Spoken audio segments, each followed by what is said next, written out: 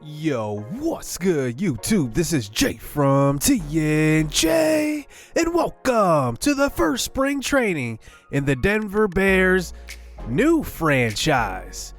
Now, we are going to still continue the accolades from the Rockies, obviously, but the new branded Denver Bears is now underway here in the spring. Now, first, let's just talk about the prospects that were renamed from our draft last year. Now, DJ Weatherspoon was the player that we did draft in that competitive balance round A. He is very good. I mean, if he contributes at the AAA level, you never know. He could be moved up for depth. I'm hoping that he can, hit the ground running sooner rather than later. He's at 74 overall right now. Tyler Pitzer is one guy. Max Buzzard is another. I like Buzzard. He's 18 years old. See potential, but 66 overall. That's a good start for an overall. Dan Stevenson is one of our closing pitchers. He is 19 years old, 63 potential. And then Jean Baptiste is also a pretty good pitcher for us. He is 18 years old, but only D potential. So I'm hoping that maybe he can progress just a little bit. And then Austin Chen in the outfield. So we have some guys that really can do some things in the outfield. We have a pretty, pretty good depth at outfield, especially with our prospects. Obviously at the MLB level, we don't have a lot of guys that are, MLB ready right now at the MLB level, but I'll say this.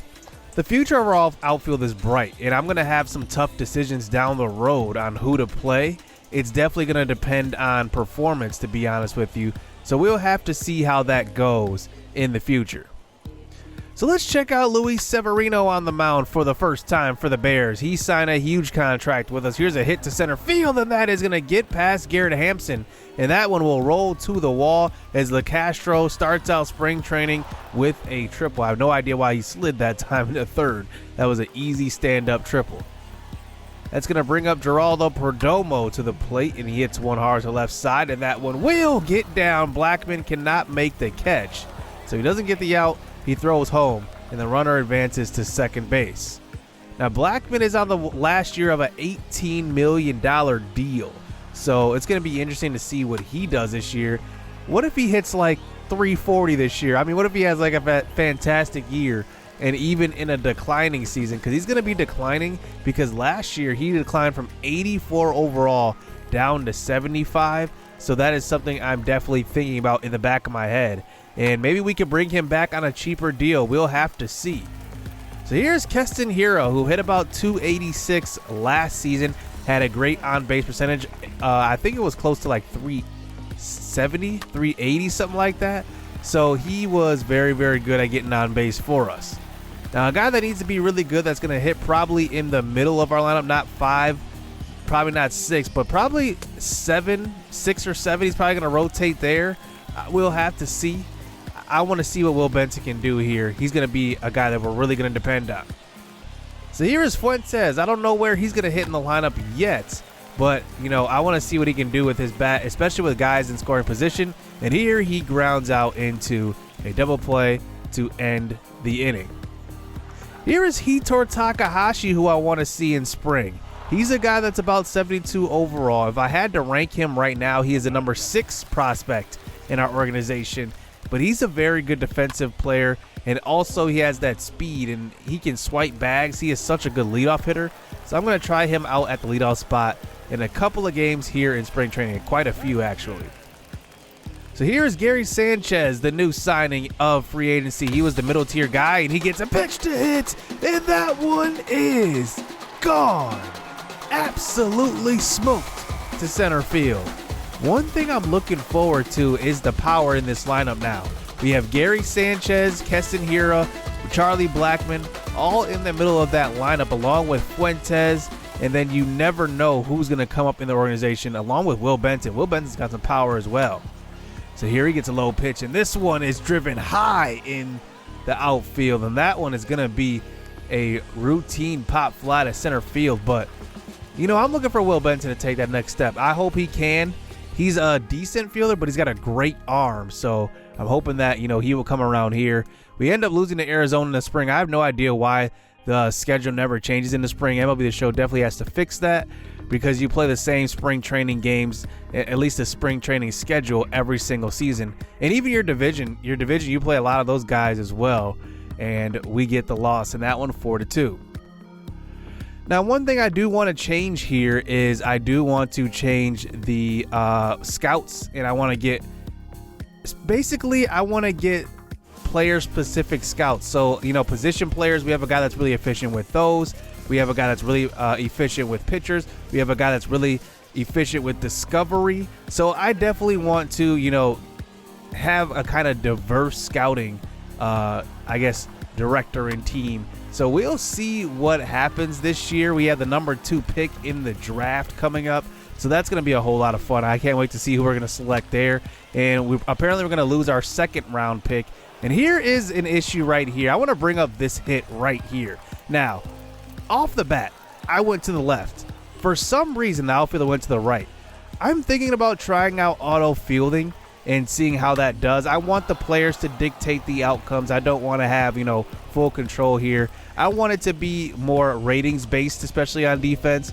And I want there to be smoother animations. I was watching Mr. Hurricane series. He uses auto fielding, and it looks pretty good. So I might try out auto fielding to see how it works. It won't be in this episode or even next episode. It'll be probably in a couple of episodes. So we'll have to see what happens. But here's Nick Goody on the mound. Now, he is a guy that we picked up in the Rule 5 player draft. But right away, he gives up a deep shot to left field. And that one is a home run. Seattle takes the 3-0 lead here in this game. Ty France goes deep. So here's Keston here up in the 6th inning. He hits one hard to the left side. He's got that 90. Well, it used to be 99 power. It's 98 power now. I have no idea. Sometimes when you get to 99 and stuff, like, you decline. I have no idea. Like, he's 26 years old. He shouldn't be declining in anything. So here is Fuentes up to the plate now. He started out the year, or I guess ended the year last year, really, really hot. And he hits one hard up the middle. That one was right down the middle. Perfect. And it's an RBI single. We're on the board. Now, the Bears are going to have a lot of power in the lineup, but we're going to have a lot of guys that will hit for average 2. Here's one of the guys that potentially can. Zach Veen. He goes deep to right field. And the number 1 prospect. That's going to be a home run. Now, I want to rank our prospects here after that home run. Zach Veen is definitely number 1. He is the most well-rounded guy. He is great defensively. He is really great offensively. He's going to hit for high average. I think he is the perfect replacement for Charlie Blackmon. When he gets up to the show, I'm predicting that he's going to hit 300 every single season. I think he's that special of a player. Fuentes back at the plate now, continuing his hot hitting. That's a hit up the middle in the 9th inning.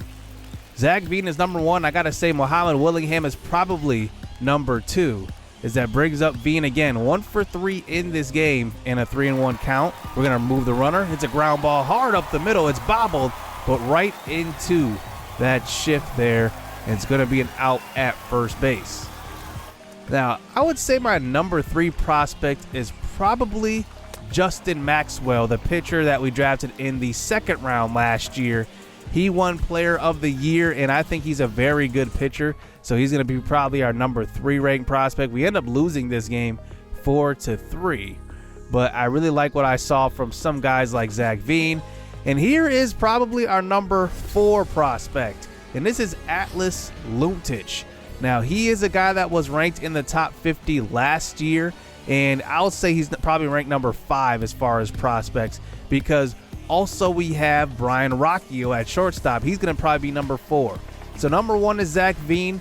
Number 2 is probably Muhammad Willingham. 3, let's move Brian Rocchio up to 3. 3 will probably be Brian Rocchio. 4 is Maxwell, who won Player of the Year last year. And 5 is Atlas Luntich, who we get to see right now. Now, Luntich is a guy that is the highest rated pitcher, at least for pitching prospects in our organization. He's about 72 overall. He's B potential, and he's very, very good. One thing I like about him, and one thing that I compare him to another MLB player, is Mike Leake. I mean, he is Mike Leake. He's going to be a guy that's not going to miss the zone often after he did walk the leadoff guy in this game. But he's a guy that doesn't have great pitching attributes. So his per 9 is not that good. His strikeouts per 9 is very low as well, but his walks per 9 is high. So he's going to be a guy that's not going to walk a ton of guys, but I think that's going to work to his advantage, especially in sim situations. I learned that Mike Leake, because of that control he has, he's very good in simming. So Atlas Luntich could be that guy. So let's check out Hitor Takahashi here facing this Texas Rangers team who is kind of rebuilding. They lost Joey Gallo last year. Remember, Joey Gallo signed a big contract with the Miami Marlins, so they are kind of rebuilding at this point. They take the 2-0 lead as they face Muhammad Willingham. And here he drives one deep to right center. This one's got carry, but it will stay in the park. Muhammad Willingham is going to be a guy that's going to be interesting to see develop, man. I can't wait to see him. As here is Charlie Blackmon. He gets one up the middle. Hard hit ball. I'm hoping Charlie Blackmon hits very well. I want to see the best out of him because, I don't like to see guys decline. We saw Buster Posey have a terrible year last year when he was aging, and I don't want that to happen to Blackmon at all. Even though he's really bad defensively, I'm going to have myself really a dilemma if he ends up being really good, doesn't decline too much. And here's Fuentes at the plate, and he drives one deep. That's gone. The power on display here in this episode, you can just see the potential. All four of our power guys in the middle of our lineup are definitely hitting extremely well in the spring. Blackmon, Gary Sanchez, Fuentes, and then we have some other guys who will hit for power like Ronette Odor. Here is John Storm, one of our prospects, up to the plate. He goes deep to left field. That one's gone. I like John Storm. Watch out for him. He is a good fielder. He doesn't have a big-time arm, but he's a very good fielder. He also has good vision. He was the guy that I said, I believe it was in the recap, where I saw him go up so many points in vision. I've never seen that before. He's at about 70 overall. But because of our kind of, log jam as far as the MLB level right now, if Fuentes ends up tanking, which I don't see, Storm will probably be next in line at third base. Here is Muhammad Willingham at the plate now with guys on first and second. He goes to right field. That one will get to the outfield and get one run across the plate, and a double here for Muhammad Willingham. It's 5-2 here for Denver already in the second inning. So here's Blackmon at the plate now. He goes down and gets one. This one's driven down the right field line, and it will sneak over the wall. It's a home run. Charlie Blackmon is second of the spring, 362 feet only, but right down the right field line, and it makes it 8-2. I said it might be a dilemma if Blackmon hits well, because then I'm probably going to move him over to first base, and then we have Muhammad Willingham at first base. It's funny because when I drafted Willingham, his secondary position was catcher. Now it's left field. I have no idea what I'm going to do there, if I'm going to honor his second position as catcher or left field. I'm not really sure.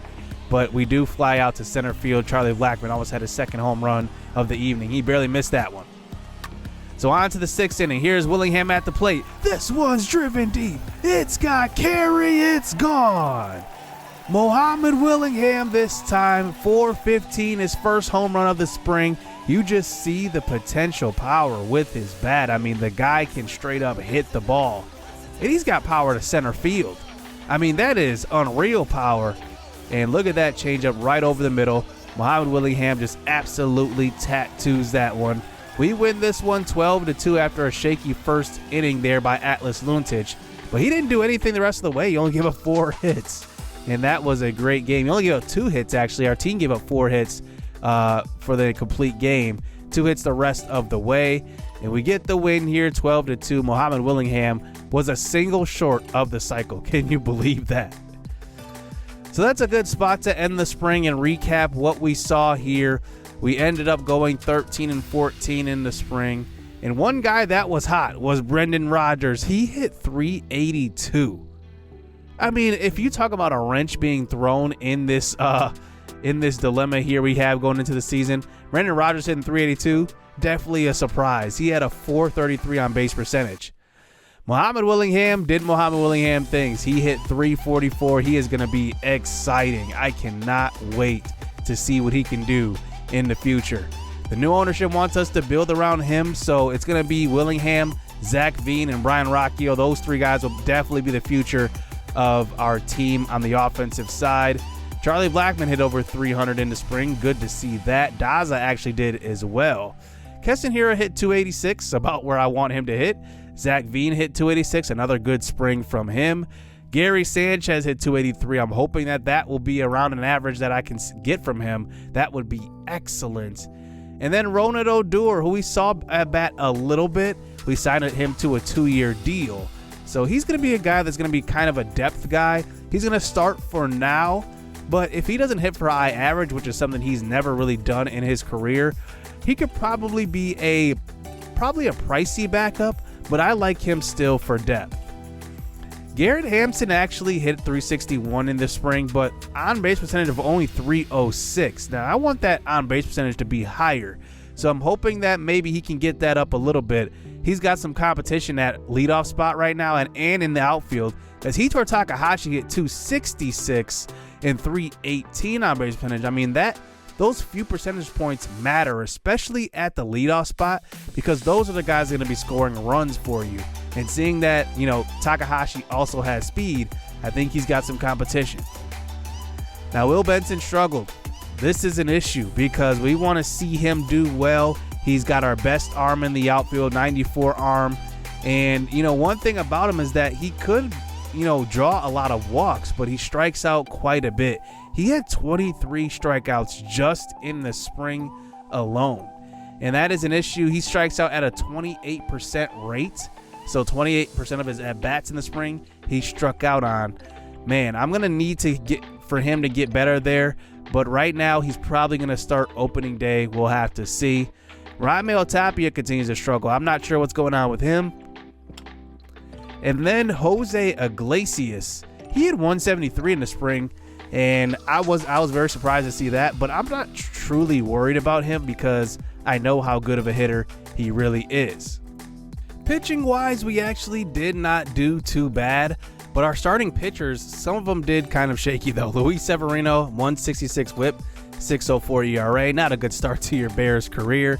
But how about Mike Leake? I mean, the guy does not age at all. He actually got better in spring. That's it. That's ridiculous.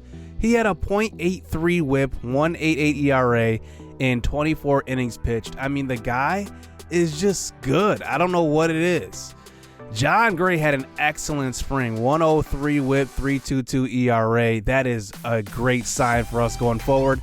And Atlas Luntich, who I ranked as my number 4 prospect, 0.79 whip, 0.95 ERA. That is excellent. Now, I want to see what our bullpen can do this year, but I think we're going to be at least a pretty significant step up. I want to talk about DeAnthony Pierre, though. He's probably going to be ranked. I'm going to show the rankings probably in a chart in a couple of episodes. I'm not really sure where I want to rank everybody yet, but 116 whip in the spring. He's had a couple of shaky, I guess, minor league seasons here, but really looked good in the spring. I didn't show him on camera, but I pitched with him a couple times, and he looks pretty good.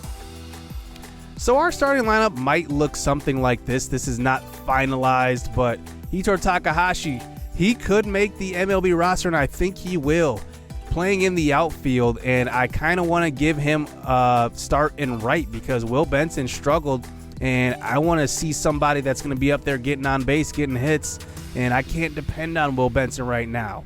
Opening day, Will Benson might start, but, throughout the entire season, we'll see if, he can be consistent. That's the main thing. And then versus left, Jose Iglesias will probably hit in that leadoff spot because I want somebody that can get on versus lefties. And then Will Benson will hit versus lefties. Now, I know it's weird for lefties to hit versus lefties, but I looked at his numbers and he actually does hit better versus lefties. So I'm going to hit him in the 5 spot more than likely in this lineup. And then Fuentes is actually going to start at third. I have Miguel Andujar there at that 7 spot. But Gary Sanchez, having him in the middle of our lineup is definitely going to help. Hiura, Blackmon, Sanchez, and Benson. Man, that's a lot of power along with Fuentes as well. I'm hoping that will help us produce more runs to help our pitching out. That's definitely something that sucked last year. We just could not produce any runs. Odor will start at second. I think he will platoon right now with Brendan Rodgers because I'd be stupid to sit Brendan Rodgers after hitting 284 in the spring. He's hot coming into this season. So here is what our depth chart is going to look like. I think that, Hito Takahashi and Hampson will rotate in the outfield. Right now they have Takahashi at right field over Benson, but I'd probably kind of switch them and have Hito Takahashi backing up every outfield position. But right now, I think he could start opening day. I kind of like that potential there. So that's going to do it here for the spring. We have some interesting questions here, like Brendan Rodgers and Odor. That's going to be interesting, that battle right there, because Rodgers obviously hit better than Odor. And then I'm excited to see what Fuentes can do here. He gets to start at third base. We decided not to sign anybody in free agency. And then how will Blackmon do in the last year of an $18 million deal? And the new Denver Bears will make their debut downtown Denver. So hit subscribe, hit that like button. Stay tuned. Let's get it. Let's go. I like getting money, I got time to get it. Target on me, so my car's a tenant. Dancing with the devil, I don't bargain with it. Bobbing in a dash, and the stick is with it. And I hit the 4-5 on the west side. But I'm from the east side, this how we slide. This how we ride, yeah, this how we ride.